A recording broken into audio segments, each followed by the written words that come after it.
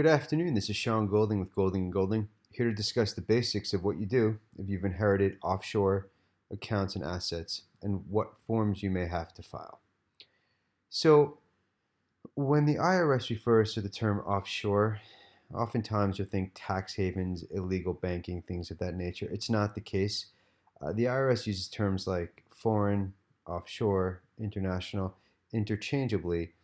We'll refer to the term offshore. Many practitioners use offshore because that's generally the phraseology the IRS uses for certain programs like offshore voluntary disclosure, streamlined offshore procedures, things of that nature. So in the typical situation, there'll be a beneficiary in the U.S., and whether the decedent, the person who passed away, is foreign or U.S. doesn't really matter too much in the beginning. Just what did he or she have that is now going to be under the name of the U.S. person, the person who inherited it, or the beneficiary. So at the time that a person is analyzing which reporting requirements they may have, the first thing is to note what were the accounts and assets that were put into the taxpayer or beneficiary's name. The recipient, did he or she receive bank accounts? Did the beneficiary get assets? Foreign investments like mutual funds or foreign businesses, Sociedad Anónimas, private limiteds, holding companies, things like that. And also, was there any income being generated? So the baseline position is there's now a person who received or inherited the offshore accounts and assets, and from this point going forward, the determination will be what kind of reporting and tax requirements this person may have.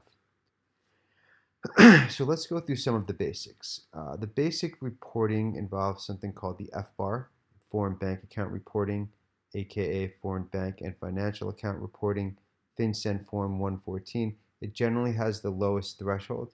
If there is an annual aggregate total of offshore accounts and assets that are reportable on the FBAR that exceeds $10,000 on any given day of the year, the person is going to have to now start filing an annual FBAR. It's filed electronically. The other common one is FATCA Form 8938. FATCA is the Foreign Account Tax Compliance Act.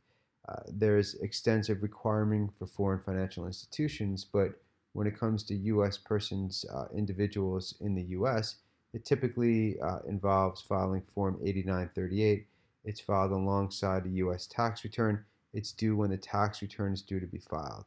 Important note is the FBAR is filed even if a tax return is not necessary in any year that the threshold requirement is met. Conversely, if there is no tax return filing requirement because the filer may be below the 8938 threshold, I take that back. If there's no filing because the filer would be below the tax reporting threshold, for example, the amount of income for that year does not warrant having to file a tax return, then no Form 8938 is required as well. So if FBAR is filed, even if no tax return is filed, 8938 is only required in the year that the tax return is actually required. There are some other potential reporting requirements depending on the types of investments and assets. Some of the more common ones are foreign trusts, Form 3520A, foreign entities such as a foreign corporation is Form 5471, foreign partnership is 8865. One very important one is the Foreign Gift and Inheritance Form 3520. Technically, it's for receipt of a gift from a foreign person that exceeds $100,000 in either one transaction or a series of transactions. Now, it doesn't specifically say inheritance, but inheritance is a type of gift. So if a U.S. person receives a gift, including inheritances, that exceeds $100,000, either one gift of, let's say, $150,000, or maybe 10 gifts throughout the year of $12,000 each, the total series of transaction value would be above $100,000, and so there would be some reporting on a Form 3520. The IRS likes to penalize on that form, and when it comes to individual gifts, that penalty is generally 25% value of the gift. So you receive a nice sized inheritance, you don't file the 3520, or you file it late without a sufficient reasonable cause letter, you could be set up for a pretty big penalty that you would then have to fight. When it comes to receiving a gift from a foreign entity or a trust, the thresholds are significantly less. So something to keep in mind.